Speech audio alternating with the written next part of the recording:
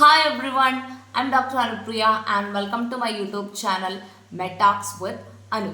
So, ഇന്ന് നമ്മൾ discuss ചെയ്യാൻ പോകുന്ന ടോപ്പിക് എന്ന് പറയുന്നത് പഠനത്തിൽ ബുദ്ധിമുട്ടുള്ള ആളുകൾക്ക് എങ്ങനെ പഠനം എളുപ്പമാക്കാം എന്നൊരു ടോപ്പിക്കാണ് നമ്മൾ ഇന്ന് ഡീൽ ചെയ്യാൻ വേണ്ടി പോകുന്നത്. അപ്പം പഠിക്കുക എന്ന് പറയുന്നത് പലപ്പോഴും പല ആളുകൾക്കും എന്താണ് വലിയൊരു ഹെക്റ്റിക് അല്ലെങ്കിൽ വലിയൊരു ഹെവി ടാസ്ക് ആയിട്ടാണ് തോന്നുന്നത്. പഠിക്കുക എന്ന് പറയുന്നത് എങ്ങനെയാണ് ഇത്രയൊക്കെ പഠിക്കുക, എന്താണ് ഇത് ചെയ്യേണ്ടത്, ഞാൻ ഒരുപാട് സമയം പഠിക്കാൻ വേണ്ടി ഇരിക്കുന്നുണ്ട്, പക്ഷേ അതിൻ്റെ ഒരു എഫക്റ്റ് അല്ലെങ്കിൽ അതിൻ്റെ ഒരു ബെനിഫിറ്റ് എനിക്ക് കിട്ടുന്നില്ല, ഞാൻ സ്പെൻഡ് ചെയ്യുന്ന അത്രയും ടൈമിൽ അതിൻ്റെ ഒരു ഔട്ട്കം ആയിട്ട് എനിക്ക് എൻ്റെ മാർക്കൊന്നും കാണാനില്ല എന്നൊക്കെ പരാതിപ്പെടുന്ന അല്ലെങ്കിൽ എന്നൊക്കെ പ്രയാസപ്പെടുന്ന ഒരുപാട് ആൾക്കാരുണ്ടാവുമായിരിക്കും അല്ലേ.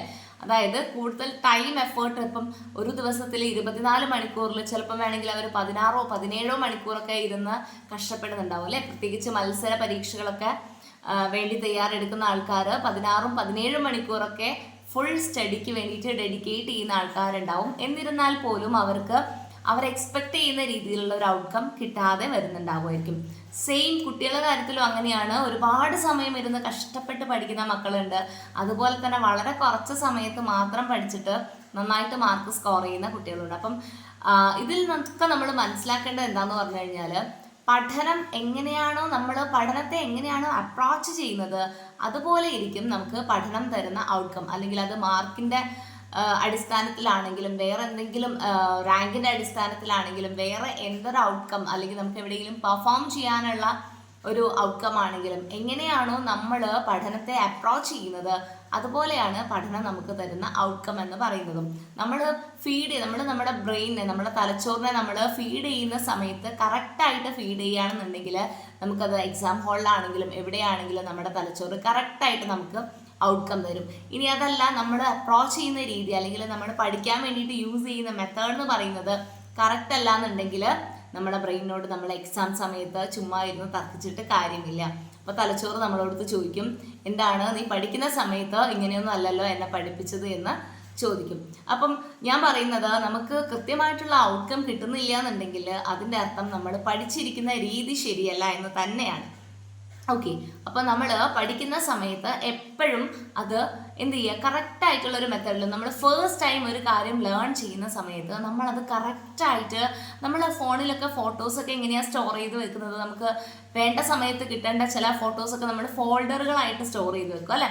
നമുക്ക് സെപ്പറേറ്റ് വേണ്ട സാധനങ്ങൾ നമ്മൾ സെപ്പറേറ്റ് ആയിട്ട് എങ്ങനെയാണ് ഡോക്യുമെൻറ്റ്സ് ആണെങ്കിലും അങ്ങനെ തന്നെയാണ് സേവ് ചെയ്യുന്നത്. പിന്നെ നമ്മൾ ബ്രെയിനിലേക്ക് സേവ് ചെയ്യുന്ന കാര്യങ്ങളും അങ്ങനെ തന്നെ നമ്മൾ സ്പെസിഫിക് ആയിട്ട് പറഞ്ഞു കൊടുത്തിട്ട് വേണം സേവ് ചെയ്യാൻ വേണ്ടിയിട്ട്. അപ്പം അത് എങ്ങനെയാണ് നമ്മൾ പഠിക്കുന്ന സമയത്ത് എന്തൊക്കെ കാര്യങ്ങളാണ്, പഠനത്തിൻ്റെ കാര്യം മാത്രമാണ് ഞാനിപ്പോൾ പറയുന്നത്. പഠിക്കുന്ന സമയത്ത് വേണ്ട ഫുഡ് ഐറ്റംസ് അല്ലെങ്കിൽ നമ്മുടെ സ്ലീപ്പ് പാറ്റേൺ അതൊന്നും ഞാനിപ്പോൾ പറയുന്നില്ല. പഠിക്കുന്ന കാര്യങ്ങൾ എങ്ങനെ നമ്മൾ ഫീഡ് ചെയ്ത് വെക്കണം എന്ന് മാത്രമാണ് ഞാൻ ഈ ഒരു വീഡിയോയിൽ ഇൻട്രഡക്ഷൻ തരുന്നത്. ഓക്കെ, അപ്പം ബെസ്റ്റ് ആയിട്ടുള്ള ഒരു എക്സാമ്പിൾ എന്ന് പറയുന്നത് അല്ലെങ്കിൽ പഠിക്കാൻ വേണ്ടിയിട്ട് ഫസ്റ്റായിട്ട് നിങ്ങൾ ഫോളോ ചെയ്യേണ്ട ഒരു കാര്യം എന്ന് പറയുന്നത് പഠിക്കുന്ന കാര്യങ്ങൾ വൃത്തിയായിട്ട് പഠിക്കാം. ഓക്കെ, അത് പഠിക്കാൻ വേണ്ടിയിട്ട് ഒരു ടോപ്പിക് പഠിക്കാൻ വേണ്ടിയിട്ട് നിങ്ങൾ സൂപ്പർഫിഷ്യലായിട്ട് പഠിച്ചു പോകാതെ നിങ്ങൾ പഠിക്കുന്ന കാര്യം നിങ്ങൾ വൃത്തിയായിട്ട് പഠിക്കാൻ വേണ്ടി ശ്രദ്ധിക്കാം. ഇപ്പം വളരെ കട്ടിയുള്ള വാക്കുകളാണെന്നുണ്ടെങ്കിൽ അല്ലെങ്കിൽ വളരെ നിങ്ങൾക്ക് തീരെ എടുക്കാൻ പറ്റാത്ത അല്ലെങ്കിൽ നിങ്ങളുടെ തലച്ചോറിന് ഒട്ടും മനസ്സിലാക്കാൻ പറ്റാത്ത വാക്കുകളാണെന്നുണ്ടെങ്കിൽ നിങ്ങളത് മനസ്സിലാക്കുന്ന രീതിയിൽ വേണം നിങ്ങളത് ബ്രെയിനിൻ്റെ അടുത്ത് പറഞ്ഞു കൊടുക്കാൻ വേണ്ടിയിട്ട്. അല്ലാതെ അതെനിക്ക് മനസ്സിലായിട്ടില്ല ഞാൻ അടുത്തയിലേക്ക് പോവുകയാണെന്ന് പറഞ്ഞു കഴിഞ്ഞാൽ മൊത്തത്തിൽ കൺഫ്യൂഷനാവും. അപ്പം നിങ്ങൾ പഠിക്കുന്ന കാര്യങ്ങൾ ക്രിസ്റ്റൽ ക്ലിയർ ആയിട്ട് വേണം നിങ്ങൾ ഫീഡ് ചെയ്ത് വെക്കാൻ വേണ്ടിയിട്ട്.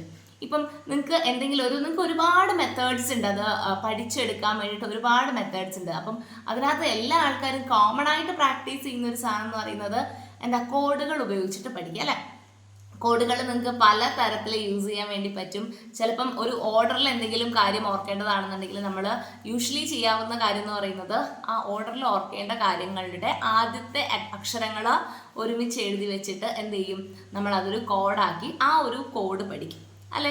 അത് എല്ലാ ആൾക്കാരും കോമൺ ആയിട്ട് ചെയ്യുന്ന ഒരു കാര്യമാണ്. ഫസ്റ്റ് ലെറ്റേഴ്സ് മാത്രം സെലക്ട് ചെയ്യുക, എന്നിട്ട് അതൊരു വേർഡാക്കി എടുക്കുക, എന്നിട്ട് അത് നമ്മൾ ആ കോഡ് അത് എവിടെയാണോ നമുക്ക് ആവശ്യം വരുന്നത് അവിടെ നമ്മൾ ആ കോഡ് ഉപയോഗിച്ച് പഠിക്കുക എന്നുള്ളത് എല്ലാ ആൾക്കാരും ചെയ്യുന്ന ഒരു കോമൺ ആയിട്ടുള്ള നമ്മൾ പഠിക്കാൻ വേണ്ടി ഉപയോഗിക്കുന്ന ഒരു ടെക്നിക്കാണ്.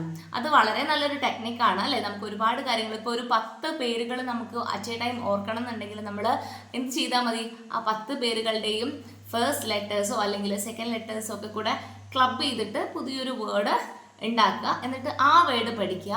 ആ വേർഡിൽ നിന്ന് നമ്മൾ എന്ത് ചെയ്യും, അപ്പം എന്താണ് വേർഡ് എന്ന് പറഞ്ഞു കഴിഞ്ഞാൽ ആ വേർഡിൽ നിന്ന് നമുക്ക് ബാക്കിയുള്ള 10 പേരുകളും കിട്ടിക്കോളും. അപ്പം ആ രീതിയിൽ പഠിക്കുന്നത് വളരെ നല്ലൊരു കാര്യമാണ്. അതുപോലെ തന്നെ നമുക്ക് എന്തെങ്കിലും ഒരു ഇൻസിഡൻറ്റ്, എന്തെങ്കിലും ഒരു യുദ്ധമോ അങ്ങനെയൊക്കെ പഠിക്കാനുണ്ടാവും അല്ലേ. ഹിസ്റ്ററി ആണെന്നുണ്ടെങ്കിൽ പ്രത്യേകിച്ച് എന്തെങ്കിലും ഒരു കാലഘട്ടത്തിൽ നടന്ന സംഭവം അല്ലെങ്കിൽ ഒരു യുദ്ധം, ഇതൊക്കെ നമുക്ക് ഓർക്കണം എന്നുണ്ടെങ്കിൽ നമ്മൾ ബെസ്റ്റായിട്ട് പ്രാക്ടീസ് ചെയ്യേണ്ട ഒരു കാര്യം എന്ന് പറയുന്നത് നമുക്ക് ഇമാജിനേഷൻ വളരെ ഹെൽപ്ഫുള്ളാണ്. ഇപ്പം ഒരു യുദ്ധത്തെ പറ്റി സംസാരിക്കുകയാണെങ്കിൽ പഴശ്ശിരാജയുടെ യുദ്ധം, അങ്ങനെ ഡിഫറെൻ്റ് ആയിട്ടുള്ള കാര്യങ്ങളൊക്കെ പഠിക്കാനല്ലേ. അപ്പം അത് പറയുന്ന സമയത്ത് നമ്മൾ ആ ഒരു കഥ നടക്കുന്നതായിട്ട് നമ്മളിപ്പം ഒരു സിനിമ കണ്ടു കഴിഞ്ഞാൽ നമ്മളോട് ഒരിക്കലും മറന്നുപോകില്ല അല്ലേ. ഒരു സിനിമ കണ്ടു കഴിഞ്ഞാൽ നമ്മൾ വളരെ ഇൻട്രസ്റ്റോട് കൂടി, ഇപ്പം അത്രയും ഇൻട്രസ്റ്റഡ്, ഇപ്പം ബാഹുബലിയൊക്കെ കാണുമ്പോൾ നമ്മൾ ചിലപ്പം ഓരോ സീനിലെ കാര്യങ്ങൾ നമ്മൾ ക്രിസ്റ്റൽ ക്ലിയർ ആയിട്ട്, നമുക്ക് ഡയലോഗ്സ് ഒക്കെ വളരെ കൃത്യമായിട്ട് ചിലപ്പോൾ ഓർമ്മ ഉണ്ടാവും. കാരണം എന്താണെന്ന് പറഞ്ഞു കഴിഞ്ഞാൽ നമ്മൾ അത്രയും ഒരു ശ്രദ്ധയോടുകൂടി കാണുന്ന ഒരു സിനിമയായിരിക്കും അല്ലേ അത്. അപ്പം ആ ഒരു സിനിമയ്ക്ക് നമ്മൾ അത്രയും അറ്റൻഷൻ കൊടുക്കുന്നുണ്ടെന്നുണ്ടെങ്കിൽ അല്ലേ, 2.5 മണിക്കൂർ നീളമുണ്ട് ഒരു സിനിമയ്ക്ക് എന്ന് പറയുന്നത്. ആ സിനിമയ്ക്ക് 2.5 മണിക്കൂർ എഫേർട്ട് ഇട്ട് നമ്മൾ അത്രയും ക്രിസ്റ്റൽ ക്ലിയർ ആയിട്ട് നമ്മൾ ഗ്രാസ്പ് ചെയ്യുന്നുണ്ട് എന്നുണ്ടെങ്കിൽ ഈ ചെറിയ കാര്യങ്ങൾ പഠിക്കാൻ വേണ്ടിയിട്ട് നമുക്ക് വല്ലാത്ത എഫേർട്ട് ഇടേണ്ട കാര്യമുണ്ടോ? ഇല്ല അല്ലേ. അപ്പം നമ്മൾ സിനിമ പഠിക്കുമ്പോൾ ഡയലോഗ്സ് പഠിക്കുന്നത് എങ്ങനെയാണോ, അല്ലെങ്കിൽ ആ ഒരു സിനിമയുടെ സീനറി അല്ലെ സീൻസ് നമ്മൾ എങ്ങനെയാണോ ഓർക്കുന്നത്, അതുപോലെ തന്നെ നിങ്ങൾക്ക് പഠിക്കാനുള്ള കാര്യങ്ങളും ലിങ്ക് ചെയ്തിട്ട് ഓർക്കാൻ വേണ്ടി പറ്റും. അപ്പം നിങ്ങൾ എന്താണോ ഉദ്ദേശിക്കുന്നത്, അപ്പം ഒരു വാറാണോ, ഒരു സമരമാണോ, അല്ലെങ്കിൽ വേറെ എന്തൊരു കാര്യമാണോ, നിങ്ങളത് കറക്റ്റായിട്ട് ഒരു സിനിമ കാണുന്നത് പോലെ നിങ്ങൾ ആ കാര്യങ്ങൾ മനസ്സിൽ ഇമാജിൻ ചെയ്യുക അല്ലേ. അപ്പം ഒരു യുദ്ധം നടക്കുന്നുണ്ട്, അപ്പോൾ പഴശ്ശിരാജയാണ് യുദ്ധം ചെയ്യുന്നുണ്ടെങ്കിൽ പഴശ്ശിരാജയുടെ ഒരു ഇമേജ് നിങ്ങൾക്ക് വേണമെങ്കിൽ പഴശ്ശിരാജയായിട്ട് നിങ്ങൾക്ക് ഇഷ്ടമുള്ള ഒരാളെ വേണമെങ്കിൽ നിങ്ങളുടെ മനസ്സിൽ, നിങ്ങൾക്ക് വളരെ പ്രിയപ്പെട്ട ഒരാളുടെ മുഖം നിങ്ങൾക്ക് വേണമെങ്കിൽ പഴശ്ശിരാജയായിട്ട് സ്വപ്നം കണ്ടിട്ട്, അയാളെ എന്ത് ചെയ്യുക, ആ ഒരു ഇൻസിഡൻറ്റിലേക്ക് എടുത്തിട്ട് നിങ്ങൾക്ക് അയാളിൽ നിന്നും എന്ത് ചെയ്യാൻ പറ്റും, കണക്ട് ചെയ്ത് നിങ്ങൾക്ക് ഓർത്തിരുന്ന് എഴുതാൻ പറ്റും. സോ ഈ ഒരു മെത്തേഡും വളരെ ഹെൽപ്ഫുൾ ആണ് പഠിക്കാൻ വേണ്ടിയിട്ട്. അപ്പം ഒന്ന് നമുക്ക് കോഡുകൾ ഉപയോഗിക്കാം, അല്ലെങ്കിൽ നമുക്കിങ്ങനെ ഇമേജസ് ആയിട്ട് മനസ്സിൽ കണ്ടിട്ട് നമുക്ക് ഇങ്ങനെ ഉപയോഗിക്കാം. അല്ലാന്നുണ്ടെങ്കിൽ വേറൊരു മെത്തേഡ് എന്ന് പറയുന്നതാണ് പാട്ടുകളായിട്ട് നമുക്ക് ഓർത്ത് വെക്കാൻ പറ്റും. പാട്ടുകൾ, ഇപ്പം നമുക്ക് എല്ലാ ആൾക്കാർക്കും പാട്ടുകൾ ഇഷ്ടമാണ് അല്ലേ. പാട്ടുകൾ ഇഷ്ടമാണെന്നുണ്ടെങ്കിൽ നമ്മൾ പാട്ടിൻ്റെ ടോൺ കോപ്പി ചെയ്യണം. ഓക്കെ, അപ്പോൾ നമ്മൾ ഇഷ്ടപ്പെട്ടൊരു പാട്ടിൻ്റെ ഈണത്തിൽ നമുക്ക് പഠിക്കാനുള്ള കാര്യങ്ങൾ പഠിച്ചു വെക്കാം. ഇപ്പം ഇതൊക്കെ കൂടുതലായിട്ടും ചെയ്യുന്നത് നമുക്കൊരു ലിസ്റ്റ് ഓഫ് നെയിംസ് അല്ലേ, നമുക്ക് തീരെ ഓർമ്മയിൽ നിൽക്കാത്ത ഒരു ലിസ്റ്റ് ഓഫ് പേരുകൾ, ഒരു 10 പേരുകൾ, ഒരു 15 പേരുകൾ. ഇപ്പം ഞങ്ങൾക്ക് ആണെങ്കിൽ മെഡിസിൻസ് പഠിക്കുന്ന സമയത്ത് അതിൻ്റെ കോമ്പിനേഷൻസ്, അതിനകത്തുള്ള ഡ്രഗ്സ് ഒക്കെ പഠിക്കണം എന്നുണ്ടെങ്കിൽ എന്നോട് അങ്ങോട്ടും ഇങ്ങോട്ടും ഒക്കെ മാറിപ്പോകുന്ന സമയത്ത് ഞാൻ എന്താ ചെയ്യാന്ന് പറഞ്ഞു കഴിഞ്ഞാൽ, എനിക്ക് ഫേവറേറ്റ് ആയിട്ടുള്ള പാട്ടുകളുടെ ഈണത്തിൽ ഞാൻ ഈ മെഡിസിൻസിൻ്റെ പേര് 1 by 1 ആയിട്ട് പഠിച്ചുകൊണ്ടിരിക്കും. അപ്പോൾ എനിക്ക് എങ്ങനെയാന്ന് പറഞ്ഞു കഴിഞ്ഞാൽ, ഒരു ഡ്രഗ് ആലോചിക്കുമ്പം എനിക്ക് ആ പാട്ടിൻ്റെ വരികൾ ചിലപ്പം എനിക്ക് പിന്നെ എൻ്റെ കയ്യിൽ നിന്ന് മറന്നു പോയിട്ടുണ്ടാവും, പക്ഷെ ആ ഈണം എൻ്റെ മനസ്സിലുണ്ടാവും. ആ ഈണത്തിൽ ഞാൻ പഠിച്ചു വെച്ച ഡ്രഗ്സിൻ്റെ നെയിമും എനിക്ക് ഓർമ്മയുണ്ടാവും. അതുപോലെ നിങ്ങൾക്ക് എന്തെങ്കിലും ഒരു ലിസ്റ്റ് ഓഫ് സാധനങ്ങൾ അല്ലേ, ഒരു 10 പേര് അല്ലെങ്കിൽ ഒരു 20 പേര് അല്ലെങ്കിൽ ഒരു 50 പേര് ഒരു കാറ്റഗറീൻ്റെ ഉള്ളിൽ വരുത്തി പഠിക്കണം എന്നുണ്ടെങ്കിൽ ബെസ്റ്റ് മെത്തേഡ് എന്ന് ഞാൻ പറയുക എപ്പോഴും പാട്ടുകളാക്കി പഠിക്കുന്നത്. നമുക്ക് ഇഷ്ടപ്പെട്ട പാട്ടിൻ്റെ ഈണത്തിൽ നമ്മൾ ആ പേര് എഴുതി അവിടെ അതേ ഈണത്തിൽ ചൊല്ലി പഠിക്കുന്നതാണ് നല്ലൊരു മെത്തേഡായിട്ട് എനിക്ക് തോന്നിയിട്ടുണ്ട്. അപ്പോൾ നമുക്ക് കോഡുകൾ ഉപയോഗിക്കാം, സീൻസ് ആക്കി ഉപയോഗിക്കാം, പാട്ടുകളാക്കി പാടി പഠിക്കാം. അതുപോലെ തന്നെ നമുക്ക് ചെയ്യാൻ പറ്റുന്ന വേറൊരു കാര്യം എന്ന് പറയുന്നതാണ് കേട്ട് പഠിക്കുക. ചില ആൾക്കാർക്ക് ഈ കാണുന്നതിനേക്കാളും കൂടുതൽ ഇമ്പാക്റ്റ് എല്ലാ ആൾക്കാർക്കും ഇല്ല കേട്ടോ, മെജോറിറ്റി ഓഫ് ദി ആൾക്കാർക്കും നമുക്ക് എന്തുകൊണ്ടാണ് ടെക്സ്റ്റ് ബുക്കിൽ ചിത്രങ്ങൾ തരുന്നത്, നിങ്ങൾ ചിത്രം നോക്കി മനസ്സിലാക്കാൻ വേണ്ടിയിട്ട് നമുക്ക് ഒരുപാട് ചിത്രങ്ങൾ ടെക്സ്റ്റിൽ തരുന്നുണ്ട് അല്ലേ. അപ്പോൾ ചില ആൾക്കാർ എന്താ ചെയ്യാന്ന് പറഞ്ഞു കഴിഞ്ഞാൽ, അവർക്ക് ഈ സംഭവങ്ങളൊന്നും ഓർമ്മ ഉണ്ടാവില്ല, പക്ഷെ ആ ചിത്രം, ഇപ്പം ബയോളജി പഠിക്കുന്ന മക്കളാണെന്നുണ്ടെങ്കിൽ ഒരു ലിവറിൻ്റെയോ കിഡ്നിയുടെയോ ഹാർട്ടിൻ്റെയോ ഒക്കെ ചിത്രം ഉണ്ടാവും അല്ലേ.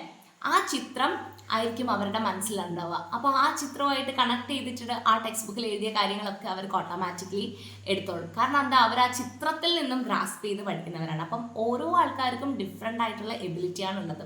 ചില ആൾക്കാർക്ക് സൗണ്ട് കേട്ടിട്ടായിരിക്കും പഠിക്കാൻ ഇഷ്ടമുണ്ടാവുക. അങ്ങനത്തെ ആൾക്കാർ എന്താ ചെയ്യേണ്ടതെന്ന് പറഞ്ഞു കഴിഞ്ഞാൽ, ഫോൺ ഉണ്ടാവുമല്ലോ, ഫോണിൽ റെക്കോർഡ് ചെയ്യാം. റെക്കോർഡ് ചെയ്തിട്ട് റിപ്പീറ്റഡ് ആയിട്ട് കേൾക്കുക. സ്വന്തം വോയിസിൽ കേൾക്കാൻ ഇഷ്ടമുള്ള ആൾക്കാർ സ്വന്തം വോയിസിൽ കേൾക്കുക.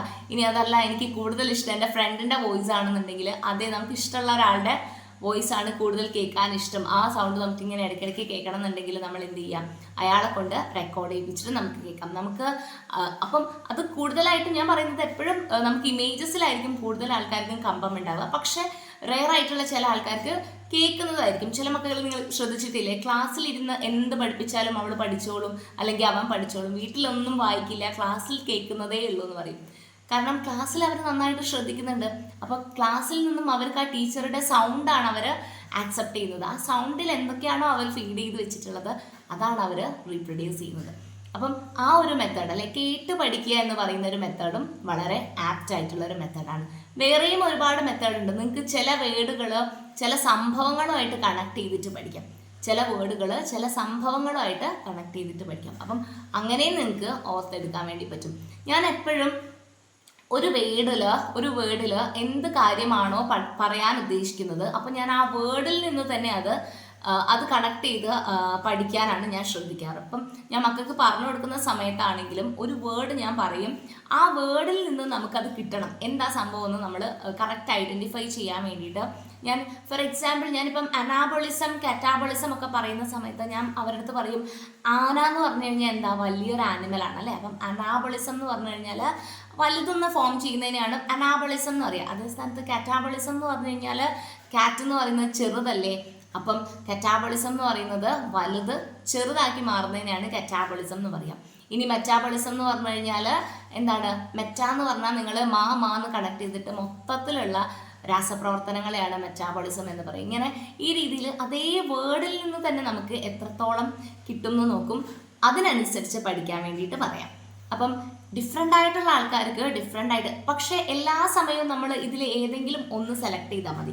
ഇപ്പം ഒരാൾ സെയിം സാധനം തന്നെ ഇങ്ങനെ ഇതേപോലെ എല്ലാത്തിനും കോഡ് ഇടുകയാണെന്നുണ്ടെങ്കിൽ ഇപ്പം 10 കാര്യങ്ങൾ നമുക്ക് പഠിക്കണം. അപ്പം നമ്മൾ എല്ലാ 10 എണ്ണത്തിനും എപ്പോഴും നമ്മൾ കോഡ് ഇട്ടുകൊണ്ട് ഇരിക്കുകയാണെങ്കിൽ നമുക്ക് പഠിക്കുന്ന നമുക്കും മടുക്കും. ലാസ്റ്റ് കോഡ് ഏതായിരുന്നു, വേർഡ് ഏതായിരുന്നു എന്നൊക്കെ നമ്മളെടുത്ത് മറന്നു പോകും.